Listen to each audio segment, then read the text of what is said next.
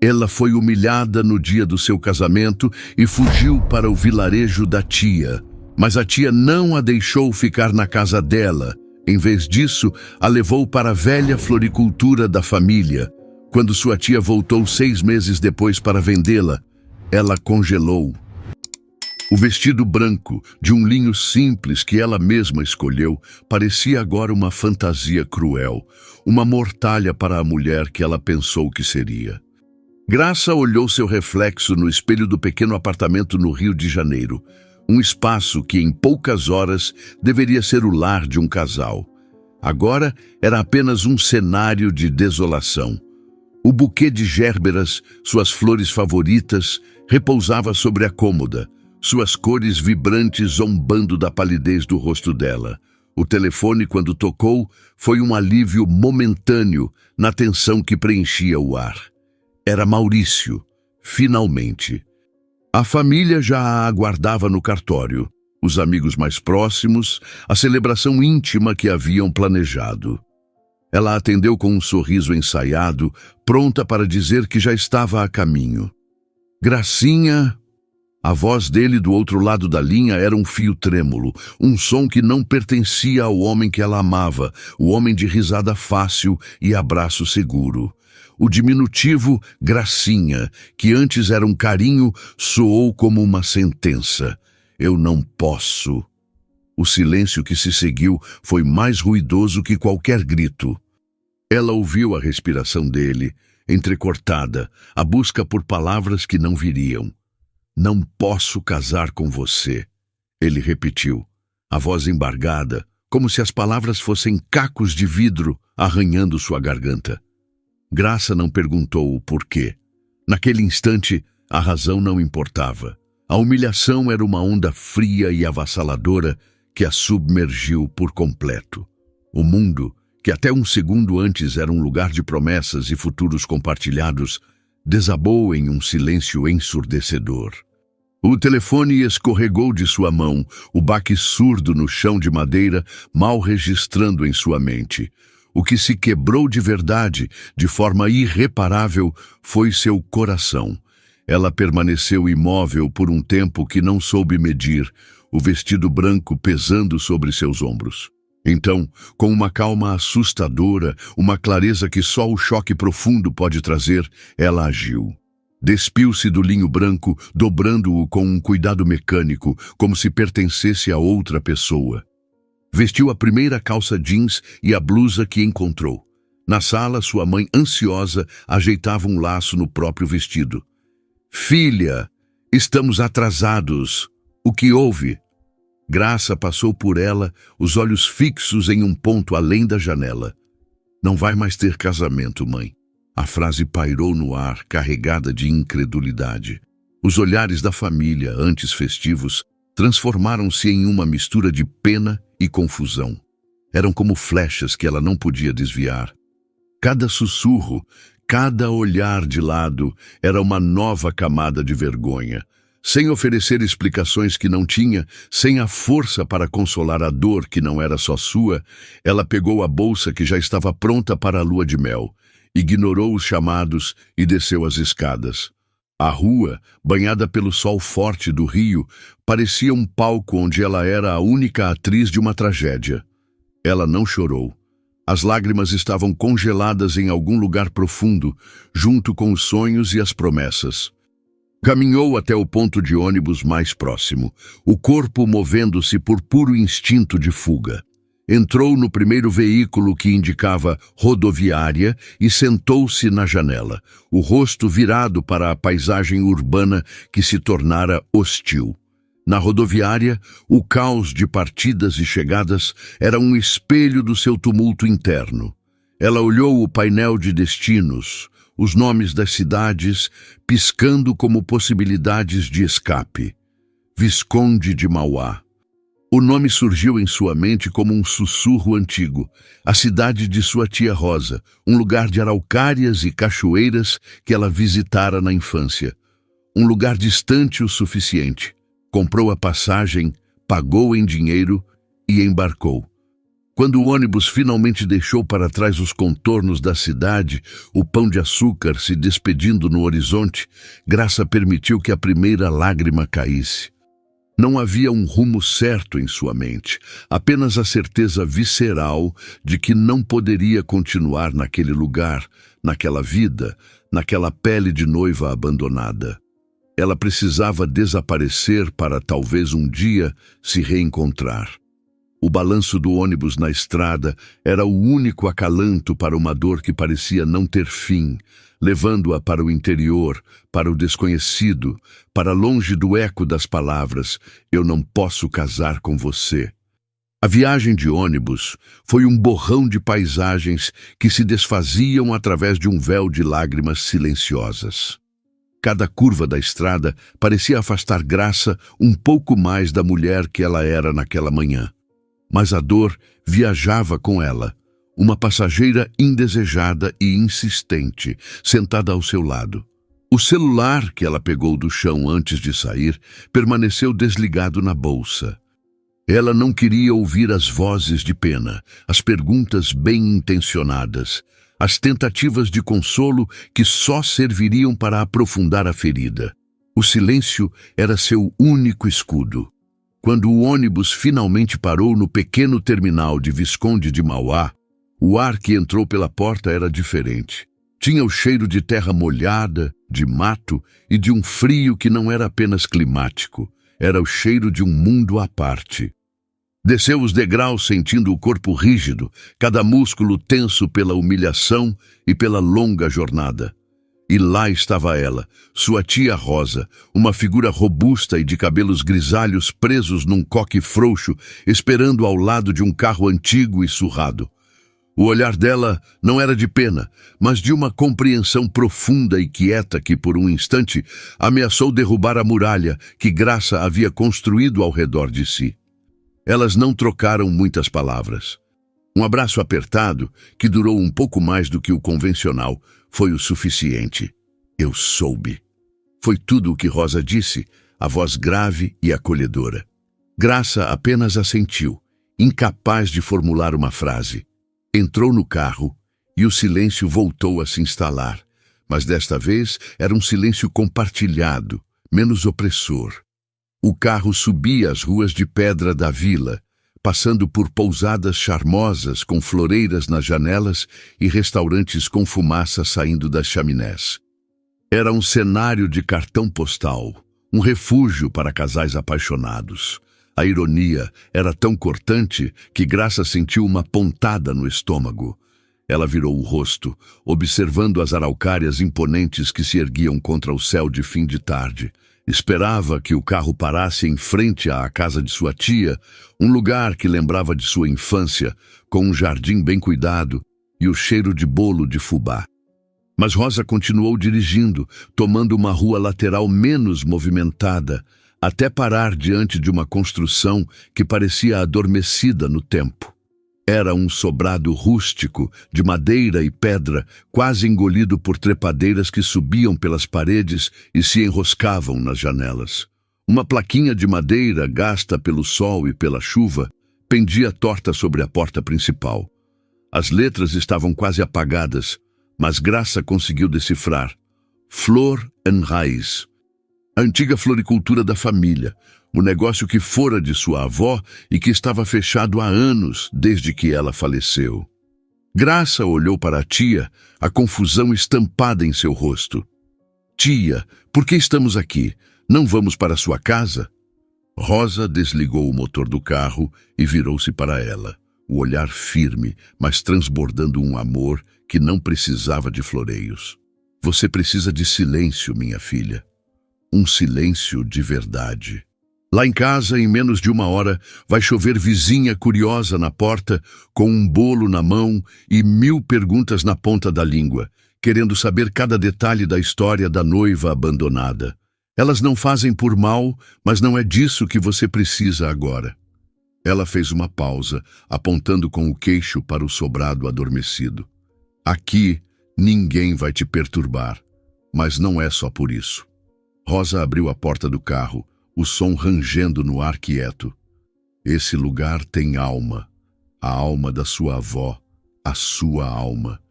Acho que ele pode te ajudar a florescer de novo. A sua casa é barulhenta demais para a sua dor. A lógica era desconcertante, quase brutal, mas carregada de uma sabedoria que Graça não podia contestar. Ela saiu do carro e seguiu a tia, que tirou um molho de chaves antigas do bolso.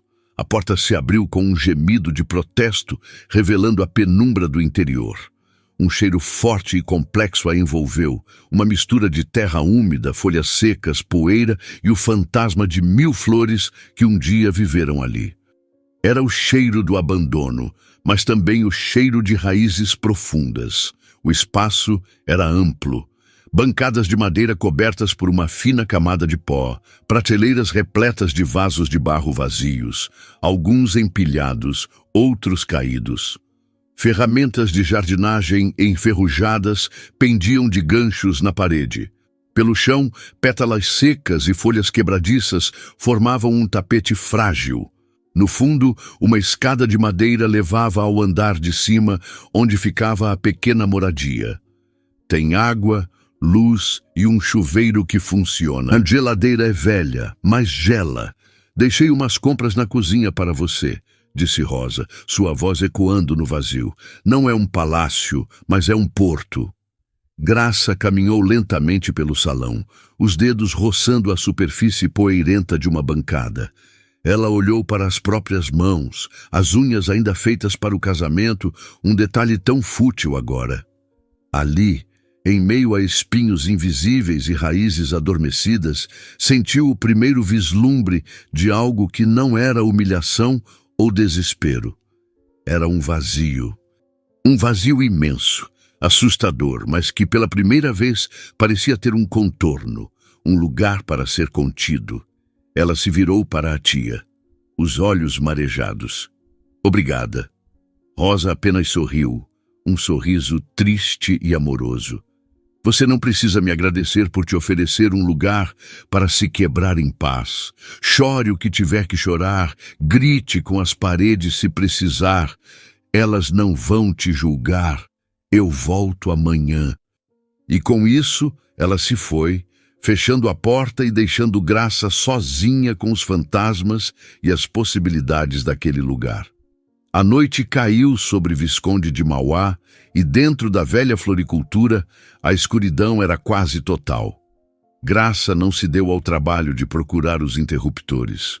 Subiu a escada rangente e encontrou o pequeno quarto no andar de cima. Havia uma cama com lençóis limpos, um gesto de cuidado de sua tia. Ela não tirou a roupa, apenas se deitou, o corpo exausto finalmente cedendo. E ali, no coração da flor em raiz, abraçada pelo cheiro de terra e esquecimento, Gracinha se permitiu desmoronar. O choro veio, um soluço rasgado que parecia vir do fundo de sua alma, o som de um coração se partindo em um lugar onde ninguém, além das paredes silenciosas, podia ouvir. Era ali, em meio a espinhos e raízes, que ela começaria a morrer para poder, um dia, renascer. Os primeiros dias foram um mergulho no abismo. Graça acordava com o peso da realidade esmagando seu peito, uma dor física, aguda, que a deixava sem ar.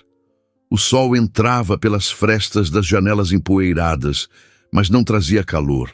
Apenas a cruel lembrança de um novo dia que ela não queria enfrentar. O luto pelo futuro que lhe foi roubado era um animal selvagem dentro dela, arranhando, mordendo, exigindo ser sentido em sua plenitude. Ela se permitiu ser consumida. Havia dias em que não saía da cama, o corpo encolhido em posição fetal, como se tentasse retornar a um estado anterior à dor, a um tempo em que a palavra Maurício era sinônimo de amor, não de traição. Sua tia Rosa aparecia todos os dias, pontualmente ao meio-dia. Não forçava conversas, não fazia perguntas, apenas deixava uma sacola com pão fresco, queijo da região e frutas na soleira da porta, batia 2 vezes e ia embora. Era um ritual silencioso, uma âncora que a impedia de se perder completamente na escuridão. A presença de Rosa era um lembrete constante de que, Mesmo no fundo do poço, ela não estava totalmente sozinha. A fome era inconstante. Às vezes, a raiva a impulsionava para a cozinha, onde devorava o pão com uma fúria cega, como se pudesse mastigar e engolir a própria angústia. Em outros momentos, a tristeza lhe roubava o apetite, e a comida deixada pela tia permanecia intocada. O andar de cima, sua pequena morada improvisada, tornou-se uma cela. O de baixo, a floricultura, era um mausoléu que ela evitava, pois o cheiro de terra e decomposição parecia um espelho de seu estado interior. Foi em uma tarde cinzenta, talvez uma semana depois de sua chegada, que algo mudou. A dor ainda estava lá, uma companheira constante, mas uma nova sensação começou a borbulhar sob a superfície, um tédio profundo, uma inquietação que a impelia a se mover. O confinamento autoimposto começava a sufocá-la tanto quanto a própria mágoa. Ela desceu as escadas rangentes, o coração ainda pesado, e parou no meio do salão da floricultura. A poeira dançava nos poucos raios de luz que conseguiam atravessar a sujeira das vidraças. O caos era absoluto. Vasos quebrados, terra espalhada, ferramentas cobertas de ferrugem. Era a imagem perfeita de sua vida interior. E por alguma razão, isso a provocou.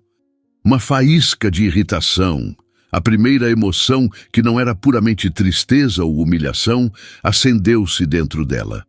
Com um movimento brusco, quase violento, ela pegou uma vassoura velha encostada na parede. O cabo de madeira era áspero em suas mãos delicadas, que não conheciam trabalho pesado. Começou a varrer. No início era um ato mecânico, desajeitado, mas logo o ritmo tomou conta dela. O som das cerdas arrastando as folhas secas e a poeira pelo chão de cimento queimado era estranhamente satisfatório. Era um som de ação, de mudança, por menor que fosse. Ela varreu por horas, o suor escorrendo por sua testa e se misturando às lágrimas silenciosas que ainda teimavam em cair. Juntou montanhas de detritos, de pétalas mortas que um dia foram vibrantes, de folhas que um dia foram verdes. Cada monte de lixo parecia uma parte de sua dor que ela estava finalmente conseguindo juntar e colocar para fora. Quando terminou, estava exausta, os músculos doendo, mas respirava um pouco mais fundo. O ar no salão ainda era pesado, mas havia um caminho limpo no meio do caos. Um pequeno caminho. No dia seguinte, ela acordou com um propósito. Desceu e começou a limpar os vasos, um por um. Eram dezenas, talvez centenas. Mergulhava as mãos na água fria, esfregava a terra endurecida, removia as teias de aranha e os vestígios de raízes mortas. O contato com a terra, mesmo que antiga e sem vida, era primitivo, fundamental. Suas unhas, antes perfeitamente esmaltadas para um casamento que não aconteceu, agora estavam sujas, quebradas, e isso lhe trouxe uma estranha sensação de libertação. Ela não era mais a noiva, era apenas uma mulher com as mãos sujas de terra. Enquanto limpava, encontrou um pé de lavanda esquecido em um canto. Estava quase completamente seco, os galhos cinzentos e quebradiços, as flores pálidas e sem perfume. Sua primeira inclinação foi jogá-lo fora, junto com o resto do entulho. Mas algo a deteve. Ela tocou um dos galhos frágeis e, para sua surpresa, sentiu uma leve flexibilidade perto da base. Havia um vestígio de vida ali, uma teimosia, uma recusa em morrer completamente. Com um cuidado que não sabia possuir, ela levou o vaso para perto da única torneira que funcionava no salão. Deu-lhe um pouco de água, sem muita esperança. Colocou-o no lugar mais iluminado que encontrou, perto de uma janela que ela limpou com a manga da blusa. Era um gesto pequeno, quase irracional, mas naquele pé de lavanda ressecado, ela viu um reflexo de si mesma. Abandonada, esquecida, aparentemente morta por dentro. E ao regá-lo, sentiu como se estivesse oferecendo a si mesma uma gota de esperança. Talvez, apenas talvez, ainda houvesse beleza que pudesse ser recuperada. Os dias seguintes ganharam uma nova rotina: limpar, organizar, restaurar. Ela lixou as bancadas de madeira, revelando os veios bonitos sob a camada de sujeira e abandono. Organizou os vasos por tamanho e material. Limpou as ferramentas, uma a uma, removendo a ferrugem com palha de aço até que o metal voltasse a brilhar. O trabalho era árduo, físico, e exauria seu corpo de uma forma que acalmava sua mente. À noite, ela não desmaiava mais de tristeza, mas de um cansaço honesto, o cansaço de quem construiu algo, por menor que fosse. A floricultura, lentamente, começava a respirar de novo, e Graça, sem perceber também. O silêncio do lugar já não era assustador. Tornou-se um companheiro, um espaço onde ela podia ouvir os próprios pensamentos sem o ruído do mundo exterior.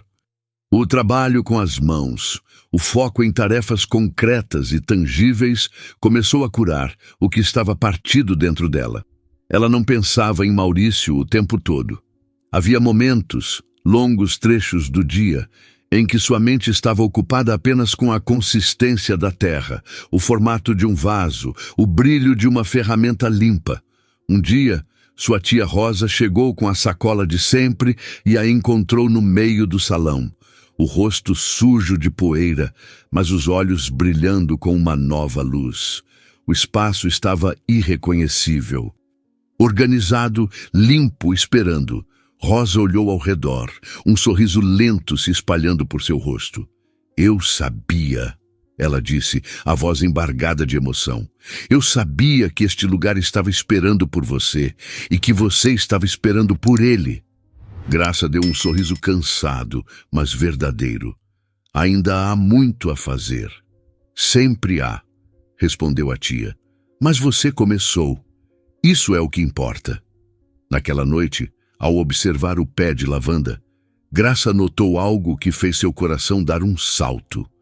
Um pequeno, minúsculo broto verde despontava de um dos galhos cinzentos. Era quase imperceptível, um milagre silencioso acontecendo no canto de uma floricultura abandonada. E pela primeira vez em muito tempo, Graça não chorou de dor. Chorou de uma emoção nova e frágil que ela mal ousava nomear. Era a prova viva de que mesmo o que parece morto pode, com cuidado e tempo, encontrar um caminho de volta à vida. E se aquela pequena planta podia, talvez ela também pudesse. O pequeno broto verde na lavanda tornou-se o epicentro do novo mundo de Graça.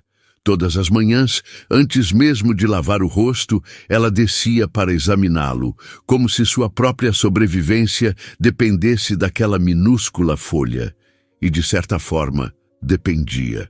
Aquele ponto de vida era a prova tangível de que a resiliência não era apenas uma palavra bonita, mas uma força real, silenciosa e teimosa. Se a vida podia insistir em um galho que parecia morto, talvez ela também pudesse insistir em um coração que parecia partido. A limpeza e a organização da floricultura haviam dado à Graça um propósito físico, um alívio para a mente atormentada. Mas agora, diante daquele broto, ela percebeu que não bastava limpar o passado, era preciso aprender a cultivar o futuro. Ela não sabia nada sobre flores, além de gostar das gérberas que Maurício nunca lhe dava. O trabalho de sua avó sempre foi um pano de fundo distante de suas visitas na infância. Um cheiro, uma imagem, mas nunca uma prática. Agora, a ignorância a frustrava. Ela queria saber como cuidar daquela lavanda, como garantir que o pequeno broto se transformasse em um ramo forte e perfumado. Foi sua tia Rosa quem lhe deu o próximo rumo. Durante uma de suas visitas, que agora incluíam longos períodos de conversa regada a café, Graça confessou sua inaptidão. "Eu não sei o que fazer, tia." "E se eu matar a única coisa que consegui salvar?" Rosa sorriu, aquele sorriso sábio que parecia conter todas as respostas. Você não precisa saber tudo, minha filha. Você só precisa ter a humildade de perguntar a quem sabe. A terra, assim como a vida, tem seus mestres. E aqui em Mauá, a maior mestra de todas ainda vive. Quem? Perguntou Graça, a curiosidade sobrepondo-se à melancolia. Dona Zulmira, a florista que ensinou sua avó. Ela é a memória viva das flores desta serra. O nome soou como uma lenda. Graça se lembrava vagamente de uma senhora de olhar penetrante e mãos manchadas de terra, uma figura quase mítica da cidade. A ideia de procurá-la era intimidante. Seria como pedir uma audiência com a própria montanha. Mas o desejo de aprender, de fazer o certo por aquela pequena lavanda, era mais forte que o medo. No dia seguinte, com o endereço anotado em um pedaço de papel, Graça caminhou até a parte mais antiga da vila. A casa de Dona Zulmira era pequena, um chalé de madeira aninhado no fundo de um terreno exuberante, que mais parecia uma floresta encantada do que um simples jardim. Não havia cercas, apenas um caminho de pedras que serpenteava por entre canteiros de flores silvestres, ervas aromáticas e arbustos que cresciam em uma desordem harmoniosa. O ar era denso com o perfume de alecrim, jasmim e terra úmida. Ela encontrou a dona da casa nos fundos, de joelhos em um canteiro, podando um pé de sálvia com uma tesoura antiga. Dona Zulmira era exatamente como Graça se lembrava. Pequena, encurvada pelo tempo, com cabelos brancos como a geada e um rosto sulcado por rugas profundas que contavam histórias. Ela não pareceu notar a aproximação de Graça até que esta estivesse a poucos metros de distância. Pois não? A voz dela era grave, um pouco áspera, como casca de árvore. Graça sentiu-se como uma criança pega em travessura. Bom dia, Dona Zulmira. Meu nome é Graça. Sou neta da Lídia da Floron Raiz. Os olhos escuros e brilhantes da velha senhora a avaliaram dos pés à cabeça sem pressa. Havia uma inteligência aguda naquele olhar, uma capacidade de ver além da superfície. Lídia era uma boa mulher, tinha mão boa.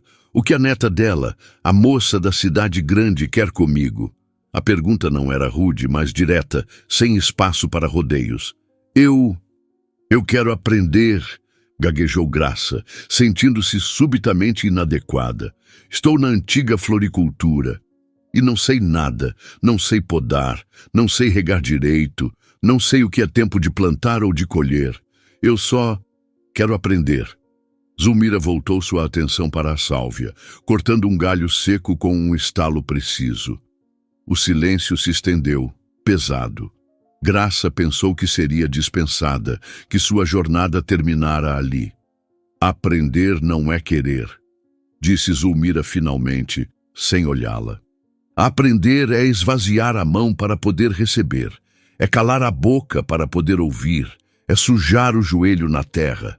A maioria das pessoas hoje quer a flor, mas não quer o espinho, não quer a lama, não quer a espera. Você quer o quê? A pergunta a atingiu em cheio. O que ela queria? Não era apenas sobre flores, era sobre si mesma. Eu quero a lama, respondeu Graça, a voz firme pela primeira vez. Eu quero a espera, eu quero entender a raiz. Dona Zulmira parou o que estava fazendo e, pela primeira vez, um vislumbre de interesse cruzou seu rosto. Ela se levantou com uma agilidade surpreendente para sua idade, limpando as mãos sujas de terra na lateral do avental. Amanhã, 6 da manhã. Esteja aqui e não venha com essas unhas de moça. Foi a aceitação mais dura e, ao mesmo tempo, mais gratificante que Graça já recebera. As semanas seguintes foram uma imersão em um universo completamente novo. Às 6 da manhã, Graça já estava no jardim de Zulmira, que se tornara sua sala de aula. A velha florista era uma professora exigente, de poucas palavras, que ensinava pelo exemplo. Ela não dava longas explicações. Ela mostrava. Mostrava como o toque nos galhos de uma roseira podia revelar onde a poda era necessária. Mostrava como o cheiro da terra indicava se ela precisava de água ou de descanso. Flor não é só beleza para enfeitar a sala, dizia Zulmira, enquanto ensinava a Graça a preparar um composto orgânico. Flor é tempo, é sensibilidade, é escuta. Você não manda na planta, você a escuta. Ela te diz o que precisa. Se você estiver com a cabeça cheia de barulho, não vai ouvir nada. Graça aprendeu a sentir a textura das folhas, a diferenciar os tons de verde, a entender que um amarelado podia ser excesso de sol ou falta de nutriente. O trabalho era duro. Suas mãos, antes macias, tornaram-se ásperas e calosas. Seus músculos doíam, mas a cada dia ela se sentia mais forte, não apenas fisicamente. A concentração exigida para cuidar das plantas esvaziava sua mente do ciclo vicioso de dor e autocomiseração. O fantasma de Maurício, que antes a assombrava a cada instante, agora se tornava uma presença mais distante, uma memória dolorosa, sim, mas que já não definia cada um de seus pensamentos. Um dia, Zulmira a levou para um canto do jardim, onde cresciam flores delicadas e quase imperceptíveis. "Olhe para estas", disse ela. "Não gritam por atenção como as dálias ou os girassóis, mas sem elas o jardim não teria a mesma profundidade. A beleza mais verdadeira, menina, muitas vezes é a que sussurra." Naquele momento, Graça entendeu que Zulmira não estava falando apenas de flores. Estava falando sobre ela. Sobre o processo de se reconstruir longe dos holofotes, em silêncio, de dentro para fora. Graça absorvia cada lição, não apenas com a mente, mas com o corpo inteiro. Suas mãos agora sabiam a diferença entre a terra que pede água e a que está satisfeita. Seus olhos viam nuances de cor nas pétalas que antes lhe passavam despercebidas. Seus ombros, antes curvados pelo peso da humilhação, agora se endireitavam com o esforço de carregar sacos de adubo e vasos de cerâmica. A floricultura, seu refúgio, também se transformava. Já não era um mausoléu de pó e esquecimento. Era um ateliê, um laboratório, um santuário. Sob a orientação de Zulmira, Graça começou a cultivar suas próprias mudas nos fundos do terreno. Pequenos brotos de gerânios, amores perfeitos e bocas de leão começaram a surgir em canteiros improvisados, cada nova folha uma pequena vitória pessoal. A lavanda, a primeira a receber seu cuidado, agora era um arbusto viçoso, seus ramos balançando suavemente com a brisa que entrava pelas janelas agora limpas, exalando um perfume que era a fragrância da própria resiliência. A mudança não passou despercebida. A porta da flor em raiz, antes sempre fechada, agora ficava entreaberta durante o dia, convidando o ar e a luz a entrar. Um dia, enquanto montava um pequeno arranjo de flores do campo para si mesma, uma senhora que passava na rua parou e espiou pela fresta. "Menina, que coisa mais linda", disse ela, apontando para o buquê simples que Graça segurava. "É para vender?" A pergunta a pegou de surpresa. Ela nunca havia pensado nisso. Aquele trabalho todo era para si, para sua cura. Mas o olhar admirado da mulher despertou algo novo. "Ainda não, mas pode ser", respondeu, um sorriso tímido surgindo em seus lábios. Aquele foi o começo. No dia seguinte, movida por um impulso, Graça pegou 3 vasos pequenos com mudas de violeta e os colocou em um caixote de madeira na calçada, em frente à loja. Não colocou preço, apenas os deixou ali, como um presente. Em menos de 1 hora, os 3 haviam sumido e, em seu lugar, alguém deixou algumas moedas. O gesto a encorajou. Ela começou a fazer pequenos arranjos com as flores que colhia no jardim de Zulmira ou as que brotavam em seus próprios canteiros. Buquês rústicos amarrados com ráfia que capturavam a beleza selvagem da serra.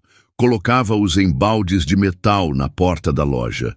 A princípio, eram os moradores locais que compravam, curiosos com o renascimento do lugar que por tanto tempo esteve adormecido. Uma flor para a mesa do jantar, um raminho de alecrim para a cozinha, um vaso para alegrar a janela.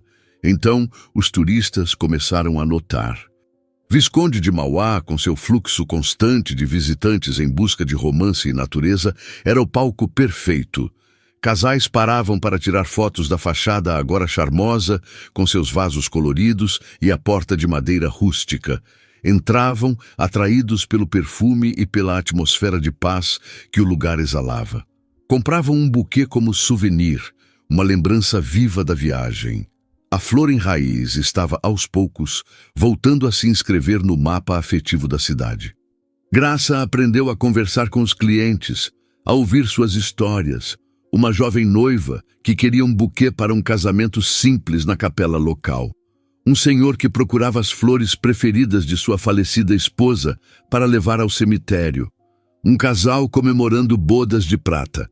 Cada venda era mais do que uma transação comercial. Era uma conexão, um compartilhamento de emoções através da linguagem universal das flores. Ela não vendia apenas plantas, vendia beleza, memória e esperança. A floricultura tornou-se seu lugar no mundo. O balcão de madeira lixada era seu posto de comando, o chão de cimento varrido era seu território, e o cheiro de terra e clorofila era o ar que ela respirava. A mulher que chegara ali, quebrada e fugitiva, estava dando lugar a uma artesã, uma comerciante, uma mulher que encontrava alegria no trabalho de suas próprias mãos. O sucesso, ainda que modesto, trouxe novos desafios. A demanda começou a superar sua pequena produção. As pousadas charmosas da região começaram a encomendar arranjos semanais para suas recepções e quartos. O café da praça pediu vasos de ervas para suas mesas. A pequena igreja queria flores para o altar aos domingos. Graça se via trabalhando do amanhecer ao anoitecer, uma exaustão feliz que a preenchia por completo. Numa tarde de sábado, o sol dourado do outono banhava a loja e o movimento era intenso. Graça atendia a um casal de turistas, explicando a diferença entre a lavanda francesa e a brasileira quando o sininho da porta tocou. Ela ergueu os olhos, um sorriso profissional no rosto, pronto para dar as boas-vindas. E então, o sorriso congelou.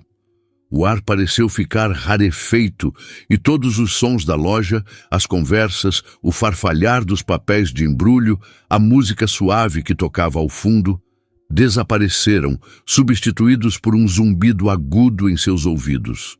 Parado na porta, recortado contra a luz da rua, estava Maurício.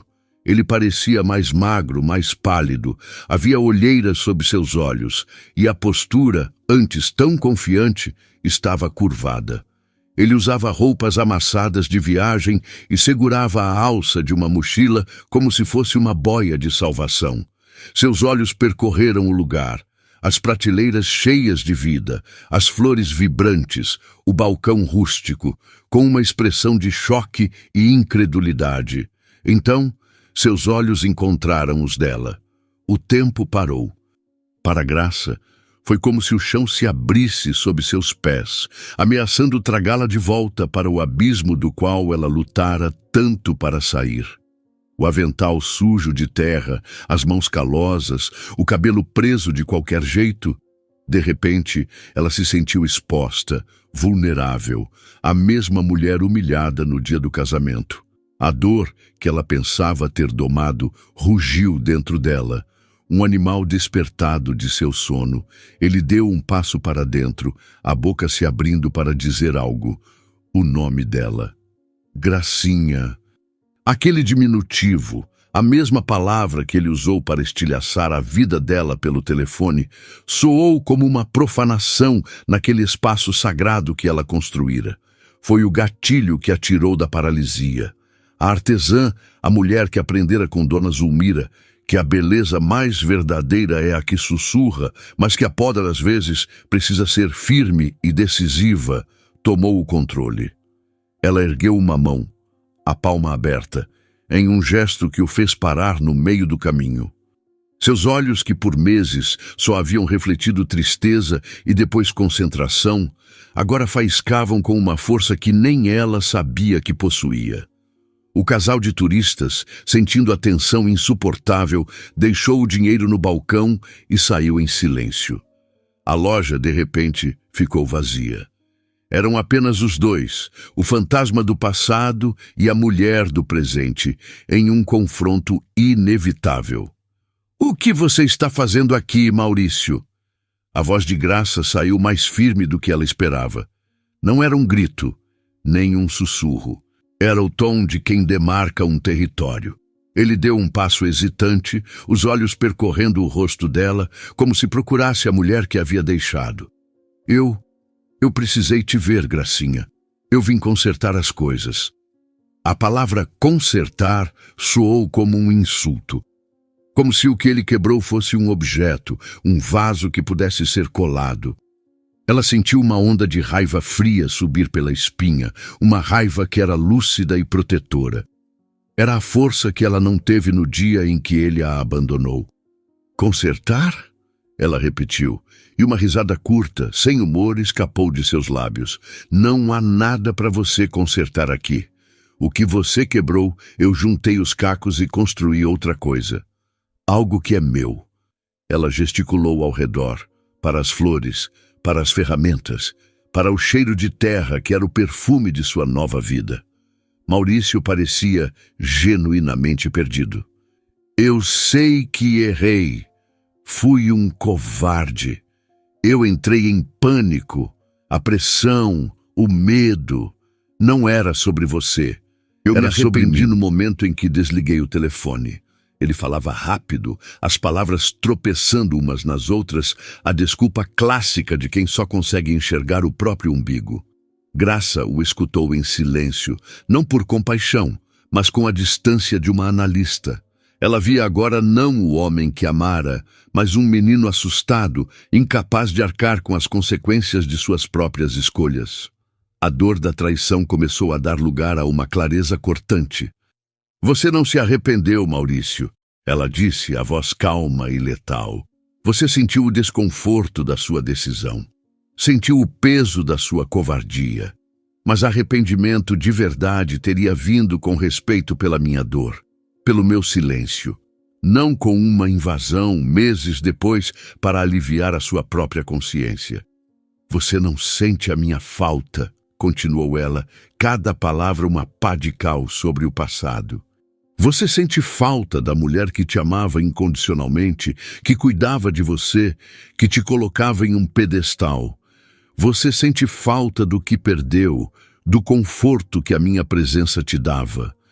Mas de mim, desta mulher que está na sua frente, com as mãos sujas de terra e o coração remendado com as próprias forças, você nem a conhece." Ele a olhava, a boca entreaberta, chocado pela mulher que o confrontava. A Gracinha, dócil e doce, havia desaparecido. Em seu lugar estava Graça, inteira. "Eu não fiquei parada esperando você se arrepender," ela concluiu, a voz embargada não de tristeza, mas de uma emoção feroz, de orgulho. "Eu não esperei ser escolhida de novo. Eu floresci, sozinha, por mim." Maurício não tinha argumentos. A verdade das palavras dela o desarmou completamente.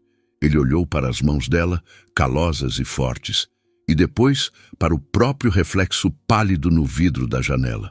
Ele era o passado, e ela era o presente vibrante que o excluía. Ele deu um passo para trás, o corpo finalmente entendendo o que a mente se recusava a aceitar. "Eu sinto muito," ele sussurrou, mas a frase soou vazia, protocolar. "Eu também sentia," respondeu Graça. "Agora eu só sinto que preciso voltar ao trabalho." Ele se virou e caminhou para a porta. O sino tocou novamente quando ele saiu, o som marcando o fim definitivo de um capítulo. Com ele, partiu o último fio da versão de Graça que esperava ser salva, que acreditava que seu valor estava na escolha de um homem. Ela ficou parada por um longo momento, respirando fundo, sentindo o cheiro de suas flores, de sua loja, de sua vida. A partida de Maurício deixou um vácuo no ar, mas não no coração de Graça. Era o silêncio da conclusão, não da perda. Ela permaneceu imóvel por um instante, o som do sino da porta ainda ecoando, e então, com uma respiração profunda, voltou ao seu balcão. Havia um buquê pela metade, um pedido para uma pousada, a vida real esperando por ela. O confronto, embora drenante, havia servido como um teste final. Ela não apenas sobreviveu, ela prevaleceu. A mulher que ele abandonou não existia mais, e a prova disso era a paz que se instalava em seu peito no lugar da antiga dor. Nas semanas que se seguiram, um novo tipo de energia tomou conta da Flor en Raiz. A notícia do renascimento da loja, impulsionada pelos turistas e pelo boca a boca local, começou a atrair um tipo diferente de atenção. Foi em uma manhã de quarta-feira, um dia normalmente mais calmo, que um homem elegante, de roupas bem cortadas e um ar de sofisticação urbana, entrou na loja. Ele não olhava as flores com o encanto casual de um turista. Ele as analisava com um olhar técnico, quase cirúrgico, avaliando a cor, a forma, a composição dos arranjos. Graça, acostumada a lidar com todos os tipos de clientes, aproximou-se com um sorriso profissional. Posso ajudá-lo? O homem virou-se e seus olhos de um castanho expressivo encontraram os dela. Eu espero que sim. Meu nome é Rafael Teixeira e eu estou absolutamente fascinado pelo seu trabalho. O nome não era estranho para Graça. Rafael Teixeira era uma lenda no mundo dos eventos, um designer de casamentos renomado, cujas criações estampavam as páginas das revistas mais sofisticadas do país. Ele era conhecido por transformar espaços comuns em cenários de sonho, e suas festas em Visconde de Mauá eram eventos lendários. Eu conheço o seu trabalho, Sr. Teixeira. É uma honra tê-lo aqui, disse Graça, surpresa e um pouco intimidada. Por favor, me chame de Rafael. E a honra é minha, ele respondeu, seu olhar passando de um arranjo de dálias selvagens para um vaso de eucalipto. Há meses venho planejando um casamento grande em uma das pousadas aqui perto. E há meses procuro por um fornecedor de flores que entenda a alma deste lugar.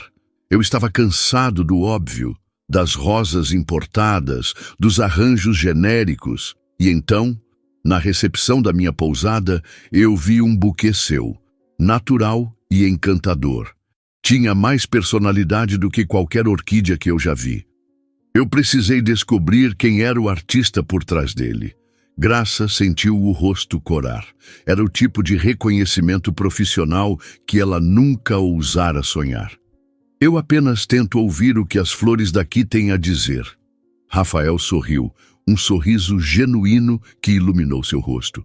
Pois elas estão dizendo coisas maravilhosas. Eu tenho uma proposta para você, Graça. Gostaria que a Flor en Raiz fornecesse todas as flores e arranjos para este casamento. E se a parceria der certo, para todos os meus futuros eventos na região. A proposta era monumental. Era um salto que a levaria de uma pequena florista local para um patamar profissional completamente diferente.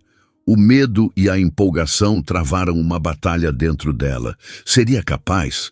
Teria estrutura para um evento daquele porte? Como se lesse seus pensamentos, Rafael continuou. Eu sei que é um pedido grande. E é por isso que não seria apenas uma encomenda. Seria uma parceria. Eu ofereceria o suporte necessário, um adiantamento para que você possa investir em mais matéria-prima, talvez até contratar uma ajudante. Eu não quero mudar seu estilo. Eu quero exatamente o que você faz, só que em uma escala maior. Ele não era um salvador. Era um profissional que reconhecia o talento de outro. Ele não a via como uma coitada a ser ajudada, mas como uma parceira em potencial. Essa distinção era tudo. Era o oposto do que Maurício representava. Graça olhou ao redor de sua loja, para as paredes que ela mesma limpara, para as plantas que cultivara. Aquele lugar era a prova de sua força. Ela aceitou. Os dias seguintes foram um turbilhão de atividade. Rafael tornou-se uma presença constante, não como um chefe, mas como um colaborador. Eles passavam horas discutindo conceitos, paletas de cores, texturas. Ele trazia a visão grandiosa do evento e ela, a sabedoria íntima das flores da serra. Havia um respeito mútuo, uma sintonia criativa que os energizava. Rafael se encantava com a forma como Graça falava das plantas, como se fossem seres com personalidade. E Graça se admirava com a capacidade dele de sonhar e transformar ideias em realidade. Em meio ao trabalho, eles se conheciam. Ele contou sobre a pressão do mercado de luxo, sobre a solidão que muitas vezes acompanhava o sucesso. Ela, pela primeira vez, falou sobre sua história, não com o tom de uma vítima, mas como a narrativa de sua jornada até ali. Rafael ouviu com uma atenção genuína, sem um pingo de pena no olhar. "O que você construiu aqui, Graça?", disse ele um dia, enquanto tomavam um café no balcão. "É muito mais do que uma loja de flores. Você construiu a si mesma. É a coisa mais bonita que eu já vi." E no olhar dele, ela não viu admiração apenas pela profissional. Viu algo mais, algo que nascia devagar, com a mesma naturalidade com que uma semente brota da terra. Não era uma paixão avassaladora que prometia salvá-la. Era uma afeição serena que se oferecia para construir ao lado dela. A parceria com Rafael Teixeira foi o catalisador que transformou a Flor em Raiz de um refúgio pessoal em um negócio próspero e aclamado. O casamento que organizaram juntos foi um sucesso retumbante, uma celebração que parecia ter brotado da própria serra. Os arranjos de Graça, com sua beleza selvagem e autêntica, foram o assunto principal, rendendo-lhe notas em blogs de casamento e revistas especializadas. A florista anônima de Visconde de Mauá, a mulher que chegara ali com o coração em frangalhos, tornara-se um nome sussurrado com admiração por noivas de todo o Brasil. O sucesso trouxe consigo a necessidade de crescer. A demanda era grande demais para um par de mãos apenas. Com o apoio financeiro e a orientação jurídica de Rafael, que se tornou muito mais que um parceiro de negócios, Graça deu o passo mais importante de sua nova vida. Comprou o imóvel da floricultura.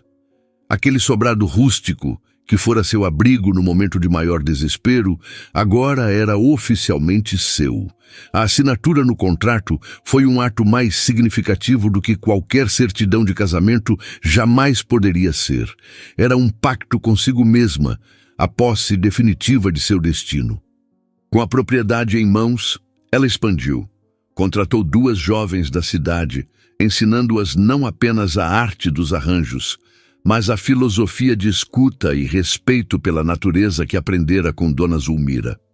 A velha mestra, por sua vez, observava o florescimento de sua aprendiz com um orgulho silencioso e, para a diversão de todos, permitiu que Graça lhe ensinasse a usar o WhatsApp para que pudessem trocar fotos de novas mudas e flores raras. A Flor em Raiz tornou-se um pequeno ecossistema de afeto e trabalho. Um lugar onde 3 gerações de mulheres se conectavam através da terra. A relação com Rafael aprofundou-se com a mesma naturalidade com que as estações mudavam na serra. Ele não tentava consertá-la ou salvá-la. Ele a admirava, aprendia com ela e, acima de tudo, construía ao seu lado. O amor entre eles não foi uma paixão que incendeia, mas uma brasa que aquece, constante e segura.